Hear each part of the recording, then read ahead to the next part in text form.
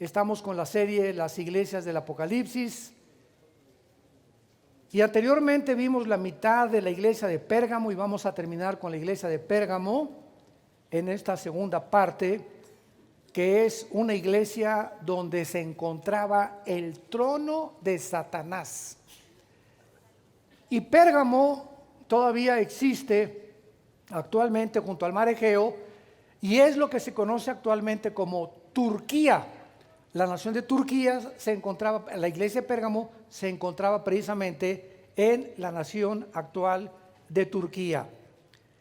Y dice aquí en el capítulo 2, versículo 15 en adelante, que es el que nos corresponde ahora, y que también tienes, Cristo los está acusando, a los que retienen la doctrina de los Nicolaitas, la que yo aborrezco. Por tanto, arrepiéntete, pues si no vendré a ti pronto y pelearé contra ellos con la espada de mi boca. El que tiene oídos, oiga lo que el Espíritu dice a las iglesias. Al que venciere, daré a comer del maná escondido y le daré una piedrecita blanca y en la piedrecita escrito un nombre nuevo, el cual ninguno conoce sino aquel que lo recibe. Estos 7 mensajes a las 7 iglesias que se encontraban en el Asia Menor, lo que es ahorita Grecia, Turquía y esa parte geográfica del mundo actual, son mensajes contemporáneos también, porque el corazón humano no ha cambiado en nuestros días. Entonces lo que Dios le dice a Éfeso, has perdido tu primer amor, a Esmirna, que no tiene reproches contra ellos, a Pérgamo, ahora lo vamos a ver, son también reprensiones para nosotros.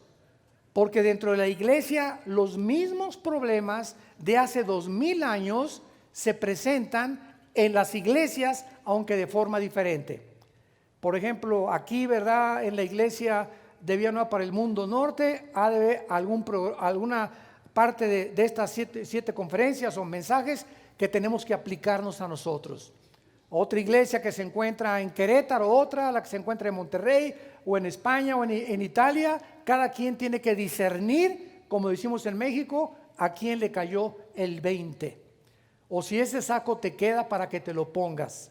Entonces, esto es algo que se requiere honestidad para aceptar el consejo de Dios. Muy bien. Cristo está en contra de la doctrina de los Nicolaitas. La palabra Nico significa gobernar o dominar, Nico. Y la palabra laos en el griego significa pueblo. Entonces, Nicolaita significa el gobierno del pueblo o el gobierno de los hombres. La iglesia de Jesucristo, santos de Dios, no es un partido político. Cuando nosotros tratamos de dirigir la iglesia de Jesucristo o manejar la iglesia de Jesucristo como se manejan las empresas o como se manejan los partidos políticos, nos hemos salido del patrón que Dios estableció, que es 100% diferente a cómo se maneja o se administra cualquier otra institución u organización. La iglesia de Jesucristo la inventó Dios, no la inventaron los hombres. Los partidos políticos los hombres, las instituciones los hombres, las escuelas los hombres, etcétera, etcétera. Entonces hay 3 instituciones que Dios estableció, que fue la familia. Nadie tiene ninguna autoridad para hablar sobre la familia, el matrimonio y el sexo más que Dios. Nadie, porque Él inventó el matrimonio, la familia y el sexo. Nadie puede decir absolutamente nada de la iglesia, porque la iglesia es la segunda institución establecida por Dios. Y en tercer lugar, los gobiernos civiles, que Dios puso las leyes en Deuteronomio capítulo 1, en Éxodo, etcétera, etcétera, para que se manejaran conforme a los principios que la mayor parte de los gobiernos civiles han abandonado y los han sustituido con ideas, filosofías y sistemas de gobierno inventados por nosotros que no tienen su origen en la Biblia. Muy bien. Entonces el diseño de Dios es que la iglesia sea gobernada y dirigida por su espíritu. Los partidos políticos son gobernados por la democracia, o sea, quién vota por esta persona, quién vota por esta persona, en la iglesia no hay votación. Cuando tú te enfrentas a una iglesia que vamos a explicar, donde se dice a la gente, ¿quién vota para que esta persona sea pastor? ¿Y quién vota por este para que el otro lo echemos para afuera a Tlalnepantla? ¿Verdad? Es una iglesia que ya se ha salido completamente del esquema y del sistema bíblico, porque los pastores no son elegidos por votación. Como ustedes saben, tenemos 40 años en Vida Nueva para el Mundo, 40 años en la que nunca les hemos dicho, ¿votan por Chespirito? No, ¿verdad? Jamás. Sino que los pastores nos reunimos, consideramos a través del tiempo, de mucho tiempo, de la oración, del testimonio, etcétera, etcétera, y lo sentimos unánimemente, por unanimidad, que esa persona realmente ha sido llamada al pastorado. Y aún así nos hemos equivocado los pastores, porque hemos llamado a muchas personas, ¿verdad? Así como Cristo llamó a un Judas, siempre habrá personas que traen la apariencia de piedad, etcétera, etcétera, y no es más que el tiempo el que prueba el carácter de la persona. Y no es como comenzamos, sino como terminamos lo que vale delante de Dios. Recuérdalo toda tu vida. Muchos comienzan muy bien, algo les pasa a la mitad del camino. Hace poco, ahora que veníamos en el viaje, me decía, acabamos de regresar de Colombia, estuvimos en Bogotá, mi esposa y yo, en un seminario de matrimonios y en una conferencia, un desayuno en el Hotel Tequendama de Bogotá, de mucha bendición. Y mi esposa se aventó un mensaje, ella cerró con broche de oro el seminario de matrimonios el sábado, que yo dije, wow, ¿esa es mi esposa? Y el Espíritu Santo me dijo, para que veas cómo te quiero y cómo te quiere ella también. No exagero. Fue un mensaje impresionante, quebrantó a la gente. Bueno, de veras que Dios la usó tremendamente. Y cuando venían del avión platicándome una señora, venía medio triste porque tenían una muchacha que había servido como sirvienta de ellos 15 años y la consideraban su ama de llaves preferida. Y entonces nos dice la señora, es que hace una semana la encontramos robándonos. ¿Y cómo pudimos nosotros creer que después de 15 años de tenerla con nosotros, dice el dicho, en arca abierta, peca el justo? Yo dejé una bolsa ahí con algunos dólares y algunas joyas y quién sabe qué le pasó, pero se llevó la bolsa y las joyas del dinero. ¿Cómo es posible, me preguntaba la señora, que una persona a quien la hayamos hasta considerado de la familia haya acabado así? Y le enseñé Jeremías 17, versículo 9. Engañoso y perverso es el corazón, más que todas las cosas. ¿Quién le conocerá? Tarda uno muchos años en conocer realmente quiénes son las personas. Y los que muchas veces creíamos, ¿verdad?, que son fieles, salen con domingo 7, desgraciadamente. La iglesia de los Nicolaitas son las iglesias en el siglo XXI manejadas por familias y no por los pastores. ¿Qué quiero decir? Hay cantidad de iglesias, ustedes no han viajado mucho por el mundo conociendo las iglesias que hay, pero no se imaginan la cantidad de iglesias que son manejadas por la familia Díaz, la familia Ramírez y la familia Hernández. Y estas tres familias, una puso el techo, la otra puso el piso, la otra compró el sonido, y eso para ellos les dio el derecho, según ellos, de manejar la iglesia. Porque ellos la construyeron, la pusieron y ellos le dan un sueldo al pastor. Cuando yo me entero y los pastores llegan a las reuniones en privado, oiga, ¿qué hago? Le digo, estás completamente en una iglesia nicolaíta. ¿Por qué? Porque la iglesia no es manejada por familias, es manejada por los pastores, administrada por los pastores, alimentada por los pastores y dirigida por los pastores. Los pastores, claro que necesitamos contadores, necesitamos un bufete de abogados para los problemas que puedan surgir, pero ellos no gobiernan la iglesia, la gobernamos los pastores. Entonces, cuando una iglesia es gobernada por familias y no por los pastores, es una iglesia nicolaíta a la cual Dios aborrece. Entonces, el hecho que una persona haya puesto, oye, es que yo puse la mitad de la iglesia y compré el terreno de la iglesia y no, ese pastor no me gusta, discúlpeme pastor, yo le recomiendo que ponga a otra persona y que lo quite a él. Discúlpeme, el día que yo me venda a usted porque usted puso el techo o el sonido o lo que sea, en ese momento prostituimos nuestro llamado. Nos vendemos por el dinero a las personas que ofrendan. Para que me sigan con mucho cuidado. Hace algún tiempo estábamos en una iglesia allá enfrente del Estadio Azul, en un salón de banquetes, y llegó un día una señora y me dice, mi esposa en adulterio. Y sí, no me diga, pues don Pancho en adulterio. Háblele a don Pancho. Ya lo trajeron al señor. Oiga, don Pancho, pues ¿qué le pasó? No, pues fíjese que por aquí esto y el otro, que mi esposa está gorda y ya saben ustedes, ¿no? Creyendo que la constitución física anula el matrimonio, o puede uno ser infiel justificando que la esposa tiene un problema o está en silla de ruedas o engordó o viceversa. Entonces este hombre, don Pancho, nos había dado mucho dinero para comprar el sonido en aquel tiempo, para el sonido que teníamos nosotros. Y entonces al mes le dije yo, si usted permanece en adulterio, vamos a tener que disciplinarlo. Y pasó un mes y le hablé a la señora y le dije, don Pancho ya sacó sus revistas pornográficas y corrió a la secretaria que tenía con las piernas que menciona las fotografías de la señora. Le dije, eso le pasa a usted, señora, porque las esposas son las que tienen que escoger las secretarias de los esposos. Y escoge la más gordita que puedas. Entonces llega este señor, don Pancho es un seudónimo, ¿verdad? No era su nombre. Y le dije, ¿qué pasó? Me dice, bueno, quiero decirle, pastor Alducin, que si usted me corre de la iglesia, voy a dejar de ofrendar. Y usted sabe perfectamente bien que le iba a comprar una camioneta para transportar el sonido dentro de 1 o 2 meses. Le dice una cosa, con su camioneta y con todo, don Pancho, allá a la puerta lo espera. En esta iglesia usted no es bienvenido. Esto es un hospital.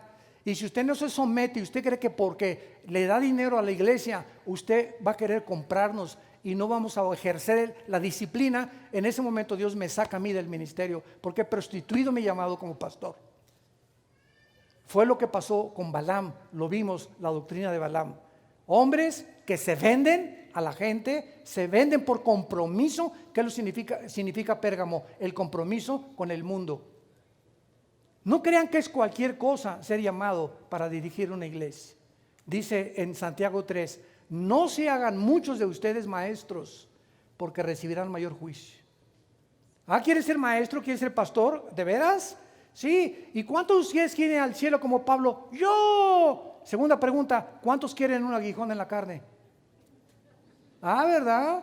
Qué fácil decir, no, yo quiero como Pablo fue al cielo y quiero ser esto y líder. No sabes, no te imaginas el precio tan grande. Está considerado por una organización de las Naciones Unidas que la profesión más difícil, más estresante del mundo es la de un pastor. No dudo que hace un mes menos de 3 pastores se han suicidado. 2 en California, 1 en Brasil. Se quitaron la vida. Uno joven, con una esposa preciosa, hijos chiquitos, se quitaron la vida. Nadie entiende la esposa, hijo, es que no aguantó la opresión y el desgaste que produce mentalmente, aparte de que todos los poderes del enemigo y todos los demonios del infierno se vienen contra los líderes. Por eso dice Hebreos 13, oren por sus pastores. Oren por nosotros. No nos encontramos en un lecho de flores. No se imaginan ustedes, aquí nos ven muy bien, ¿verdad? Con el tacuchito y la corbatita y la cosa. Ustedes no se imaginan detrás de nosotros lo que hay. Yo comencé 4 años de misionero en la sierra, durmiendo, tapándome con periódicos y con un ladrillo con periódicos era mi cojín, con los indígenas como misionero durante 4 años. Ahí me probó el Señor mi carácter. De ahí me sacó el Señor para después dar estudios en las casas y hasta después de 8 años ser pastor. Pero hay un proceso que ustedes no tienen idea. Moisés, 40 años. Imagínense por qué 40 años viendo lagartijas. Porque el desierto es el lugar más santo que existe, es el secreto de Dios, es donde Él no podía oír a nadie ni nada más que poder discernir y acostumbrarse a la voz de Dios. Y tu lugar en las mañanas de devoción con Dios es el lugar más santo y el más secreto que tú tienes cuando tenemos nuestro devocional con Dios en las mañanas. Porque ahí es Jeremías 23, 18, donde Dios nos habla. Si no tienes un tiempo con Dios en la mañana, y los pastores que me escuchan, ahora tenemos hombres de compromiso, los invitamos a todos los varones, ya vamos a comenzar a anunciar aquí, en esta iglesia va a ser hombres de compromiso, vamos a retar a los varones para que entiendan la lucha en la que nos encontramos espiritualmente. Vean ustedes un ejemplo de la iglesia de Dios en Hechos capítulo 13, cómo comenzaron las iglesias a formarse y quién las dirigía. Dice Hechos capítulo 13, del 1 al 4. Había entonces en la iglesia que estaba en Antioquía profetas y maestros: Bernabé, Simón el que se llama Níger, Lucio de Cirene, Manaén, el que se había criado junto con Herodes el tetrarca, y Saulo. Ministrando estos los maestros y los que se encontraban ahí al Señor, y ayunando, dijo el Espíritu Santo: apártenme a Bernabé y a Saulo para la obra que los he llamado. Vamos a traducirlo en el tiempo moderno. Y orando la familia Ramírez y la familia González y la familia Hernández, les dijeron a los pastores: queremos a estos de pastores y a estos no queremos de pastores. ¿Eso dice? No. Dios dirige a través de los líderes, a través del liderazgo de la iglesia. Les dijo el Espíritu Santo: quiero a este que es llamado para el ministerio. Entonces, habiendo ayunado y orado, les impusieron las manos y los despidieron. Ellos entonces, enviados por el Espíritu Santo, descendieron a Seleucia y de allí navegaron a Chipre. Entonces, no podemos nosotros más que cuidar y darle gracias a Dios cuando las iglesias son dirigidas por hombres de Dios, por pastores, a quienes ustedes les merecen respeto, a quienes ustedes deben orar por ellos. Los que nos escuchan, a tu pastor, tenlo en la más alta estima que lo puedas tener. No dejes todos los días de orar por él, porque ellos somos los que alimentamos vuestras almas. Ustedes no saben todos los días cuando venimos al altar de Dios que estamos orando por ustedes, intercediendo por ustedes. ¿Y cuántos de ustedes, no lo vamos a saber hasta el tribunal de Cristo, fueron librados de muchos males por las oraciones de tus pastores? Regresamos a Apocalipsis y dice a continuación en el versículo 16 el consejo: por tanto, arrepiéntete, pues si no, vendré a ti pronto y pelearé contra ellos con la espada de mi boca. ¿Cuál fue la primera palabra que salió de la boca del Bautista cuando comenzó a predicar? ¿Perdón? Arrepiéntanse. Fue la primera palabra que el cielo le dio. ¿Cuál fue la primera palabra cuando Jesús comenzó a predicar?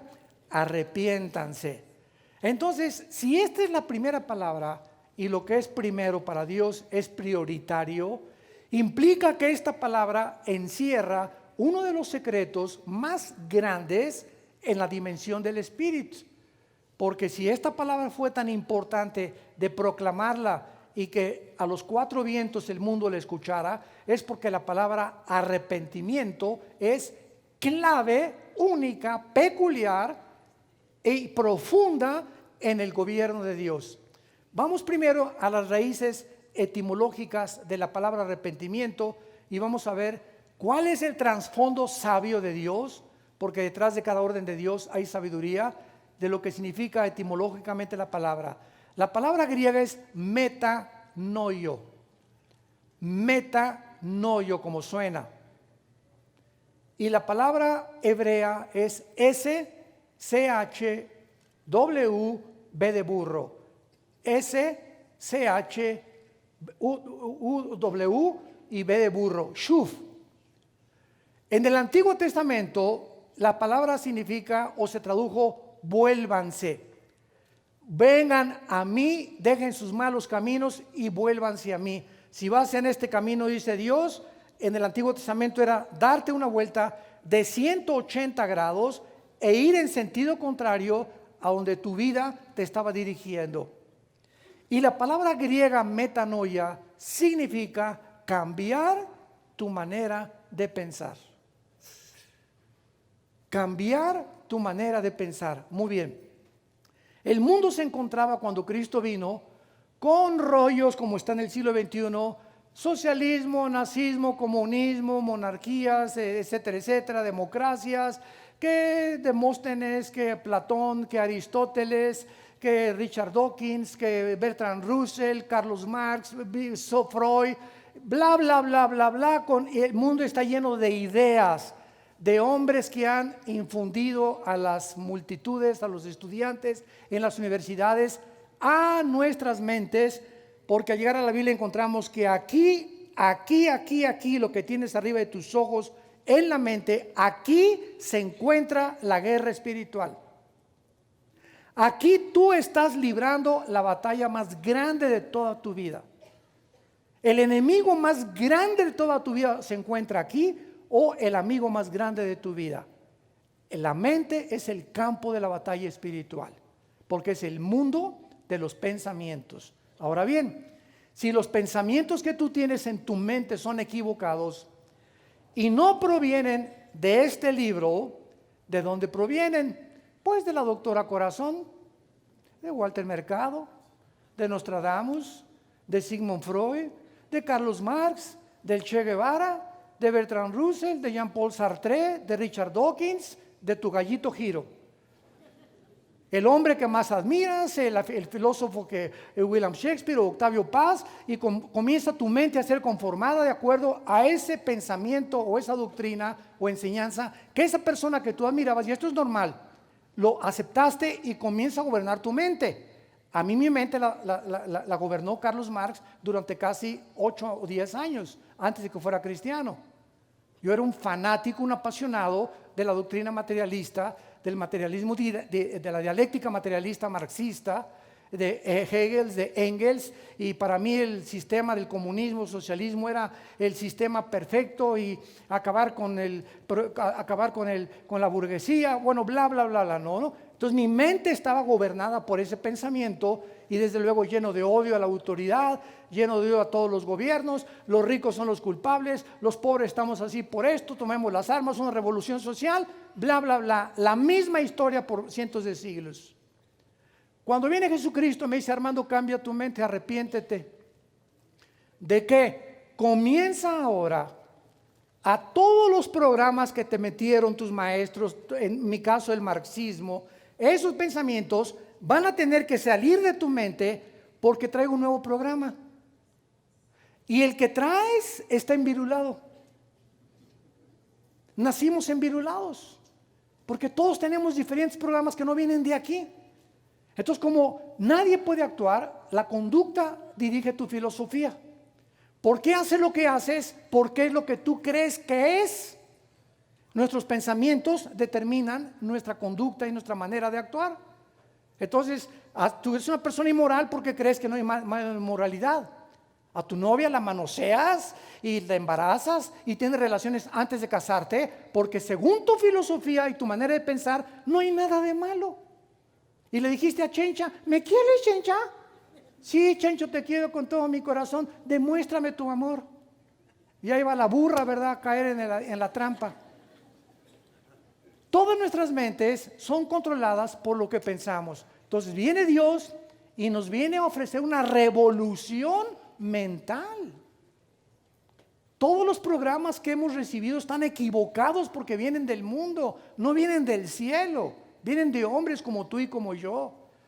Entonces Cristo viene a decirnos: cambien su manera de pensar. Muy bien, Señor, creo que tú moriste por mí. Ahora, ¿cómo puedo yo comenzar a cambiar mi manera de pensar? Romanos capítulo 12, versículo 2.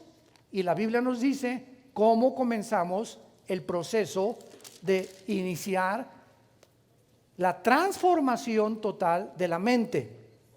Hay cristianos que me están escuchando, que tienen 5 años, 10 años de cristianos, 15 años de cristianos, 20 años de cristianos, y siguen pensando igual que antes de convertirse. Siguen tratando a la esposa igual que antes de que se convirtieran. Su perspectiva del mundo y su cosmovisión es igual a hace 5 o 10 años. No han sido transformados. Le siguen robando a Dios. Siguen con la filosofía: el que no tranza no avanza. Siguen de adúlteros. Siguen tratando a los muchachos, a las muchachas de una forma deshonesta e inmoral. Sus mentes no han sido transformadas, no han sido cambiadas por el Espíritu Santo. Y esto es la tragedia más grande que pueda sucederle a alguien que se diga cristiano. Dice Romanos capítulo 12, versículo 2: no se conformen a este siglo, sino transformaos por medio de la renovación ¿de qué? La palabra entendimiento es la palabra griega nous, N de nana, O, U, S de Samuel, nous, que es la palabra mente. Cambien su mente, y cuando la cambiemos, ¿cuál es la promesa? Vamos a comprobar la voluntad de Dios. Hermano, ¿en qué escuela me escribo? ¿Querrá el Señor que nos vayamos a vivir a Monterrey? ¿Querrá Dios que compre esta casa? ¿Querrá Dios que estudie mecánica o computación, o arquitectura o medicina o odontología? ¿Qué carrera escogeré? ¿Será este mi novio con el que me voy el padre de mis hijos? ¿Será esta la que va a ser la madre de mis hijos? Estamos llenos de preguntas en la vida. Cuídate de tomar una decisión de este nivel equivocada, porque cada decisión que tomemos va a tener consecuencias para bien o para mal, y graves. Te casas con la persona equivocada y no te la acabas. Pregúntale a doña Maruca. Te casas con el hombre equivocado y no te la vas a acabar.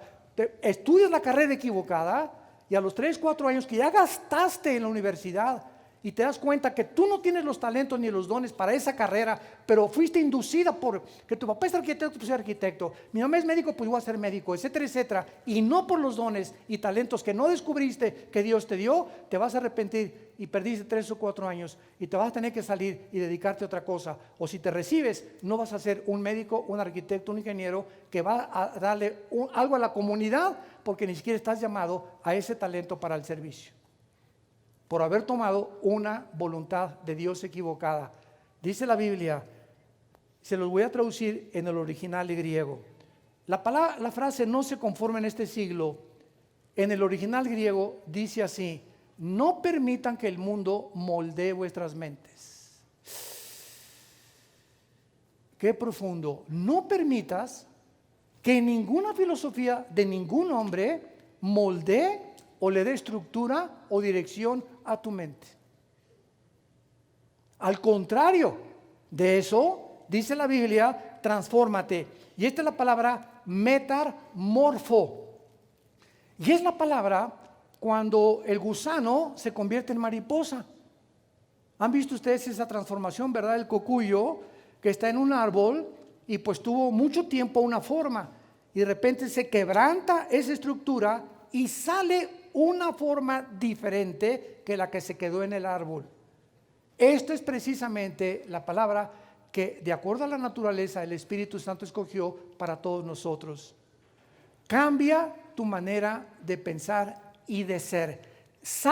Dios quiere sacar el potencial que tenemos, que Él puso entre nosotros, para que descubramos que Él quiere que seamos libres como las mariposas, libres de que me violó mi papá, libres de mi antiguo divorcio, libres de la amargura de lo que me hicieron, libres del rencor que le traigo a la gente como me trató. Todos venimos lastimados a la iglesia. Jesús dijo en Lucas 4: he venido para sacar a los presos de la cárcel.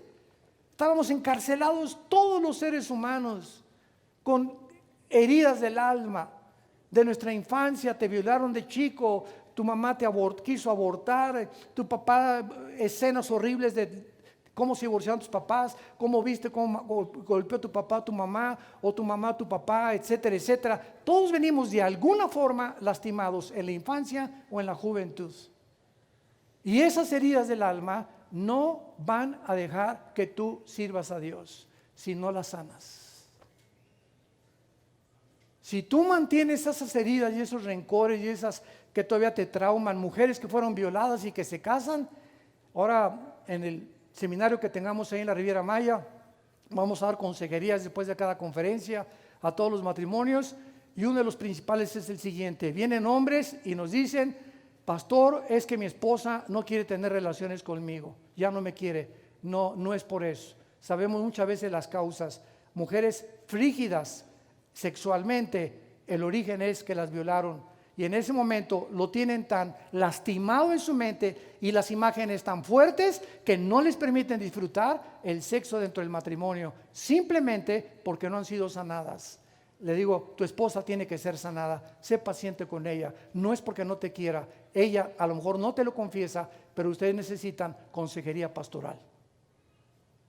Y así tenemos miles de casos de personas que en el matrimonio, sus heridas del pasado, su egoísmo del pasado, su avaricia del pasado, no les permiten tener un matrimonio feliz. No han sido transformados, sanados de las heridas de su alma. Y dice la Biblia: no dejes que el mundo te moldee, transfórmate. ¿Cómo? Renovando tu mente. Renovando tu mente. Ya no puedo yo seguir pensando así. Esto es un milagro para que yo deje de pensar como pienso. ¿Para qué esas heridas se salgan? ¿Para qué ese odio que le tengo al coyote de mi ex esposo? Y a la víbora con la que me casé, que se fue con mis hijos y me dejó y me abandonó, etcétera, etcétera. ¿Cómo puedo sacar esas cosas tan fuertes que las tengo aquí, pero aquí claramente las tengo en mi mente? Dios lo puede hacer. Para Dios no hay nada imposible. El problema está que tú no crees que Él lo pueda hacer y te aferras a tus pensamientos. No, nadie lo puede hacer. Como dijo tu Filito, así te vas a quedar. Nadie lo va a poder hacer porque tú ya has decidido que no te vas a poder sanar y no vas a ser sanado porque así lo has escogido. Pero si tú le crees a Dios, ¿se acuerdan de cuando se le apareció Dios a Abraham y a Sara? ¿Ya estaban viejitos los dos o no?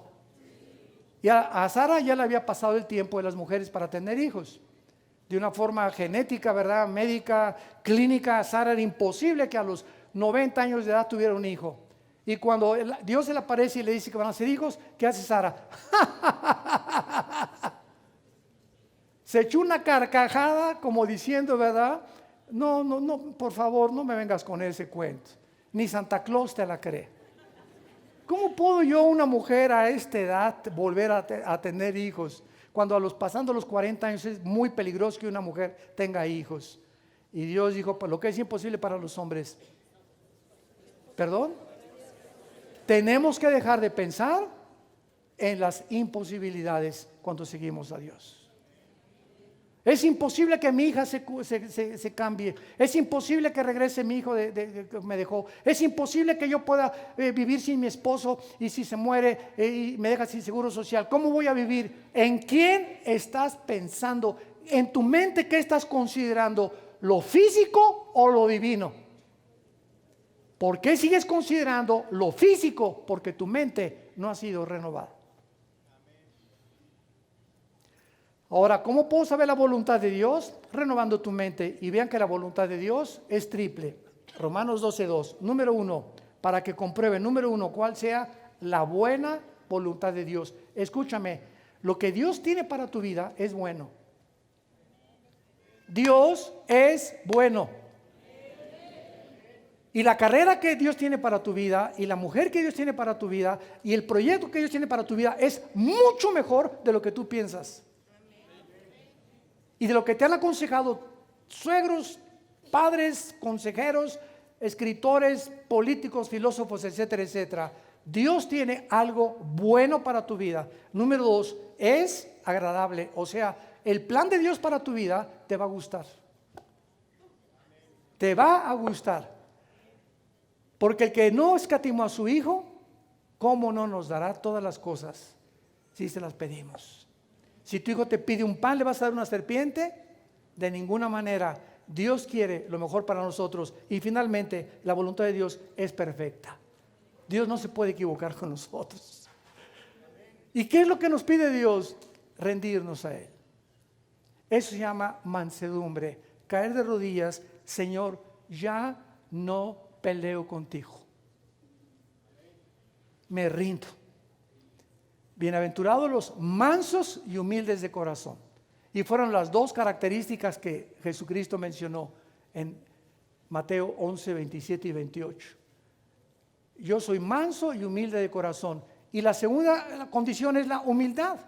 Cuando te rindes y caes de rodillas, Señor, me rindo, ya no puedo pelear ¿cómo pelear contigo? Sería una locura pelear contra Dios, me rindo. Aquí está tu sierva, como dijo la Virgen María, hágase conmigo la voluntad. Yo no entiendo cómo van a ser un hijo, no conozco ni de genética, no soy ni enfermera. Y José, ¿verdad? Que lo amo y estamos comprometidos, no sé por qué no se va a meter conmigo, pero voy a ser virgen. Señor, haz conmigo tu voluntad. Ella no supo, no entendió, se rindió a Dios. Sin entender lo que el plan de Dios estaba involucrado. Y cuando te rindes a Dios, eres humilde, porque la humildad es reconocer nuestra dependencia de Él. Si no dependemos de Dios todos los días y sabemos que necesitamos la Biblia y memorizar la Biblia y guardar la Biblia en nuestro corazón, no voy a poder renovar mi mente. Y esta es la razón por la cual en Apocalipsis Dios les da el consejo que les dio: cambien su manera de pensar, arrepiéntanse. Cambia tu manera de pensar respecto a tu matrimonio. Cambia tu manera de pensar respecto a tu novia. El noviazgo no es para manosearse el uno con el otro. No te atrevas a tocar a tu novia si la amas. Cambia tu manera de pensar y no veas otras mujeres, porque aunque tú no te acuestes con ninguna, el que vea a una mujer para codiciarla ha adulterado en su corazón. Cambia tu manera de pensar respecto a robarle a Dios. Cambia tu manera de pensar respecto a tus tratos y a tus negocios. No trates de aprovecharte nunca de nadie, ni sacar para tus propios intereses, lastimando a otras personas, porque Dios te lo va a regresar. Cambia tu manera de pensar respecto a ver la vida. La vida no solamente es hacer dinero, una posición política, alcanzar una empresa. La vida es Cristo como un eje, buscar el reino de Dios, y mi mente renovada es: lo demás Dios me lo va a añadir. Porque diario tengo comunión con Dios, diario tengo contacto con la Biblia, diario oro con mis hijos, le soy fiel a mi esposa, le doy buen ejemplo a mis hijos. No hay más que bendiciones como nos lo imaginamos. Santos de Dios, lo mejor para tu vida está por delante. Lo mejor para tu vida está por delante. Pero no lo quieres creer. Y sin la fe es imposible agradar a Dios. Y después le dice Dios, regresamos a Apocalipsis capítulo 2, en el versículo 16, arrepiéntete, cambia tu manera de pensar, porque si no pelearé contra ellos con la espada de mi boca. En otras palabras, si tú no cambias tu manera de pensar, la misma Biblia, la espada es la Biblia. Hebreos 4:2. La palabra de Dios es como una espada que penetra hasta discernir las intenciones y los pensamientos del corazón. Cuando dice Dios, he aquí el que tiene la espada aguda de 2 filos y pelearé con ellos con mi espada, está hablando con su palabra. Entonces la Biblia te aconseja, te dirige, te fortalece, te alimenta, pero también la misma Biblia, la espada de Dios, te juzga. Nos juzga, dijo el otro. Lo que sirve para bendecirnos se puede voltear contra nosotros para maldecirnos. Entonces, todo lo que tú has oído de la Biblia y los consejos de Dios, si tú no los aprovechas y los pones en práctica, se vuelven en contra de ti. Es un efecto regresivo, como esos boomerang en Australia que los indios la avientan, ¿verdad? Que se llama así el boomerang, y es un instrumento que tiene así una forma como de media luna, y se va así, y regresa a la persona que lo lanzó. Así es el mal. Los hindúes le llaman el karma, que según el mal que tú hagas te va a regresar en tu vida. Nadie se va a escapar de eso. Y eso es una verdad que tiene su origen en la palabra de Dios. Vean en 1 Timoteo capítulo 6, 1 Timoteo capítulo 6, en penúltimo lugar,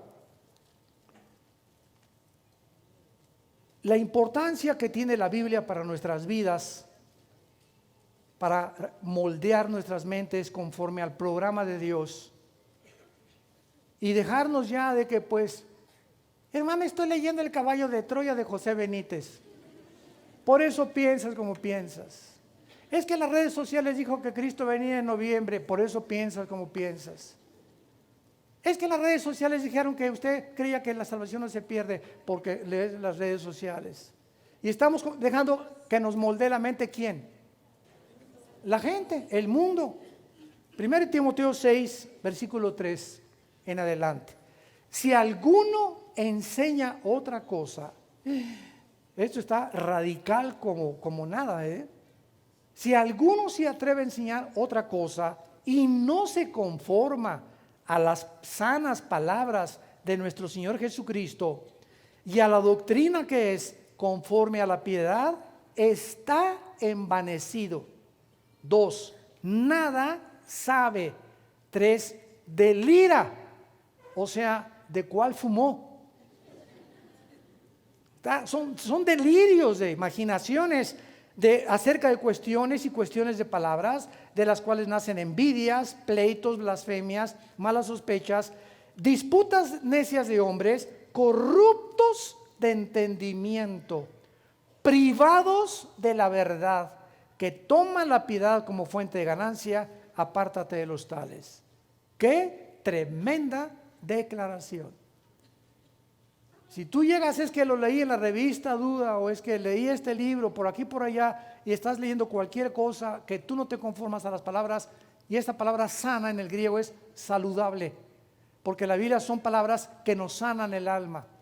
Y si tú te estás en contacto con la Biblia, tu alma está siendo sanada. Pero si tomas agua de otro río que está contaminado, vas a tener, no lo digo en español, ¿verdad? Tu estómago se va a soltar. Vas a tener problemas gastrointestinales, más médico. Entonces es importantísimo que nosotros consideremos que es la Biblia la fuente de todo el conocimiento que podamos nosotros tener. No nos conformemos con las opiniones de los hombres filósofos que han subido, que han existido y que todos se contradicen las unas con los otros.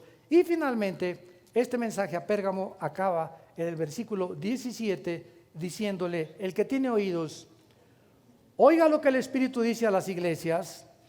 Al que venciere daré a comer el maná escondido, le daré una piedrecita blanca, una piedrecita escrito un nombre nuevo, al cual ninguno conoce, sino aquel que lo recibe. Esto es muy importante porque hay mucha gente que cita Apocalipsis 3:5 para creer que se pierde la salvación también. Miren ustedes cómo la Biblia es precepto sobre precepto, línea sobre línea. Dice Apocalipsis 3:15: el que venciere será vestido de vestiduras blancas, y no borraré su nombre del libro de la vida, y confesaré su nombre delante de mi Padre y delante de sus ángeles. Ya ve, hermano, ahí está. Dios puede borrar el nombre de usted del libro de la vida. Este versículo dice que se pierde la salvación. Mira, orejas de cotorro de África, cerca de Nigeria. Léele bien. ¿Lo volvemos a leer? Al que venciere. Muy bien, vamos por orden. Vamos a Primera de Juan. Ahí antes de Apocalipsis está Primera de Juan, Judas, y antes está Juan, capítulo 5. Y vamos a ver qué dice la misma Biblia, quiénes son los que vencen. Primera de Juan 5, 4 y 5. Porque todo lo que es nacido de Dios vence al mundo. Y esta es la victoria que ha vencido al mundo, nuestra fe. ¿Quién es el que vence al mundo sino el que cree que Jesús es el Hijo de Dios? ¿Tú eres nacido de Dios? Sí, hermano. ¿Naciste de nuevo? Sí, hermano. ¿Te arrepentiste? Sí. ¿Estás leyendo la Biblia? Sí, hermano. Entonces eres nacido de Dios. Entonces eres más que vencedor. Entonces lo que está diciendo es que no lo va a borrar porque eres nacido de nuevo. Al contrario de usarlo para decir que se puede perder la salvación. ¿Se fijan cómo voltean la gata y la hacen revolcada?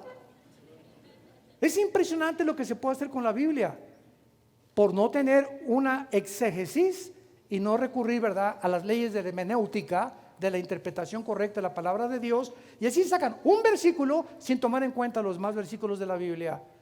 Y hay 4 o 5 versículos, nada más en toda la Biblia, que los puedo nombrar en Hebreos 4, 5, Hebreos 10, Hebreos capítulo 2, ¿y cómo escaparán de tan grande salvación?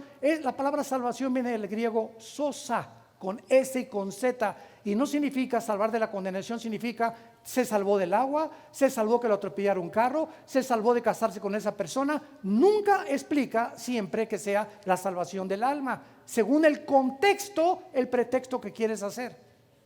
Entonces, cuando dice en Hebreos capítulo 2, no escaparán de cómo escaparemos de la salvación, cómo escaparemos, léele más adelante, del juicio de Dios, de perder las recompensas. Es que en Hebreos 4 dice, los que fueron iluminados y gustaron de la dones celestial. ¿Y qué dice 3 versículos más adelante? Mas a ustedes, hermanos, no les hablo porque a ustedes les corresponde la salvación. El grupo al que Pablo está hablándole ahí en Hebreos, no, eran personas que habían creído, pero nunca habían nacido de nuevo. Por eso no hay más arrepentimiento para sus pecados. Pero 3 versículos después, el contexto entero dice, mas a ustedes, hermanos, les hablo cosas de la salvación. El grupo anterior no eran salvos. Pablo le está hablando a los salvos para que se cuenten los judíos, que fue escrita la carta de los hebreos, que pudieran regresar al Antiguo Testamento y olvidar la obra de Cristo en la cruz. Cuando no entendemos las demás partes de la Biblia, la torcemos y podemos hacer que la Biblia diga lo que nosotros queremos que diga, por no tener una exégesis adecuada de la palabra de Dios. ¿Qué significa el maná escondido? El maná es Cristo. En Éxodo capítulo 16, Dios le dijo a Moisés, les voy a mandar comida del cielo. Y la palabra maná en el hebreo, ¿saben qué significa? Maná significa, ¿qué es esto? Es una pregunta, ¿qué es esto? Entonces de repente los judíos estaban en el desierto, habían blasfemado de Dios, habían criticado a Dios. No, ¿podrá Dios darnos de comer? No hay Oxxo aquí, no hay tintorerías, no hay zapaterías, no hay Superama, no hay Costco, no hay nada. ¿Cómo podemos en este desierto sobrevivir? Ah, sí, siguen pensando ustedes como los hombres. No han podido renovar sus mentes de que los saqué de Egipto con poderes y con 10 plagas. Pues ahora van a ver. Y cuando comenzó a caer el maná, que era como palomitas de maíz, comenzaron los judíos a decir, ¿qué es esto? Y cuando Jesús en Juan capítulo 6 viene al mundo, les dice a los fariseos, Moisés no les dio el verdadero maná. Esto era el alimento físico, un símbolo de mí. Yo soy el pan que descendió del cielo. El maná es Jesús. Esto significa que en la eternidad seguiremos dependiendo de Jesús. Dice Isaías 2 y 3, que correremos todos al monte de Sión, a Jerusalén, a seguir siendo enseñados por Jesucristo. Por toda la eternidad, Jesucristo continuará siendo nuestro maestro. ¿Y qué es la piedrecita famosa, esta blanca, que dice que Dios nos va a entregar? Esta piedrecita, el blanco significa la pureza, lo celestial, vestiduras blancas, túnicas blancas, etcétera, etcétera. Y esta piedrecita blanca deriva su significado de la manera de cómo los habitantes del Imperio Romano eran admitidos gratuitamente en los espectáculos, lo que en el siglo XX tenemos como ya el boleto comprado. En aquel tiempo no había boletos, no había imprentas, se les entregaba una piececita de pan y una entrada gratis en la forma de una piedrecita blanca. Y cuando entraban a los espectáculos, daban la piedrecita blanca y significa, esta persona entra gratis. ¿Por qué? Por la piedrecita blanca. Esta era una figura que el vencedor tendría libre entrada en la fiesta de las bodas del Cordero. ¿Y cómo lo podemos saber? Lo podemos saber por Apocalipsis 22, que Cristo acaba diciendo en el versículo 14, 22, 14, Apocalipsis, bienaventurados los que lavan sus ropas para tener derecho, para entrar gratis al árbol de la vida. Y esto es lo que significa esa piedrecita blanca. En el Antiguo Testamento, cuando una persona tenía otra función, se le cambiaba el nombre. Abraham, padre de muchas gentes. Jacob, el tranza o el engañador, se le cambió el nombre a el que lucha al lado de Dios, Israel. Isaías se le cambió el nombre relacionado a su respecto. Simón a Pedro, que significa piedra. Saulo a Pablo, que significa pequeño. Y así nosotros podemos reunir todas las piezas de la Biblia, de un rompecabezas inmenso que Dios nos ha dejado para que seamos responsables en trazar bien la palabra de verdad. Que Dios bendiga. Señor, en esta mañana bendice tu palabra que ha salido de la boca de tu Espíritu Santo, porque es la única que nos puede guiar a la verdad. No dejarnos engañar por ninguna otra cosa más que por tu palabra y vivir para ti. Gracias por una salvación tan grande que nos has dado, porque el que ha muerto ya ha sido justificado, tiempo pasado, del pecado. Y cuando muramos, vamos a morir en paz, porque nuestra vida está segura en la obra de Cristo. Él dijo: consumado es. Nuestros pecados pasados, presentes y futuros ya fueron pagados. Una sola vez y para siempre nos hizo santos, nos santificó delante de su Hijo. Y ahora hacemos buenas obras, ya no para merecer la salvación, ni para guardar la salvación, ni para mantenerla, sino como fruto de lo que tú has dejado en nuestra alma. Te amamos con libertad ahora, somos apasionados de la verdad y vivimos para levantar el nombre de Jesús, a quien en esta mañana le damos toda la gloria, todo el poder por los siglos de los siglos. Amén. A Él sea el nombre y la gloria, la sabiduría, a Jesucristo, nuestro Señor y Salvador. Gracias a Dios.